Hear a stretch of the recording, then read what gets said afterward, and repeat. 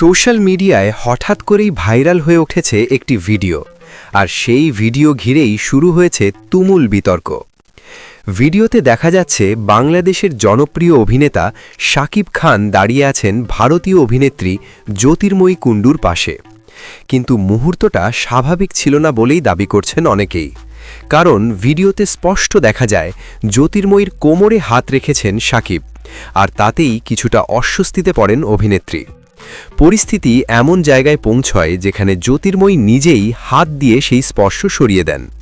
তারপর থেকেই এই ছোট্ট মুহূর্তটাই এখন সোশ্যাল মিডিয়ার আলোচনার কেন্দ্রবিন্দু।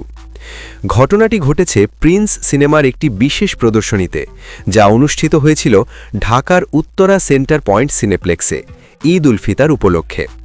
তবে এখানেই শেষ নয়, আরেকটি ভিডিওতে দেখা যায় বাংলাদেশের অভিনেত্রী তাসনিয়া ফারিনের কাঁধে হাত রেখেছেন শাকিব। সেখানে ফারিনের মুখেও ধরা পড়ে অস্বস্তি, এমনকি কয়েকবার হাত সরানোর চেষ্টা করলেও পুরোপুরি সফল হননি বলে মনে করছেন নেটিজেনরা। এই দুই ভিডিও সামনে আসতেই সোশ্যাল মিডিয়ায় শুরু হয়েছে তীব্র প্রতিক্রিয়া।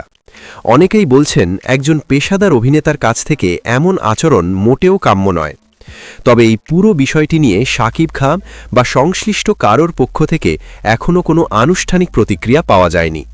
ফলে প্রশ্ন থেকেই যাচ্ছে, ভিডিওর এই মুহূর্তগুলো কি ভুল বোঝাবুঝি, নাকি সত্যিই সীমা ছাড়িয়ে গিয়েছিল পরিস্থিতি?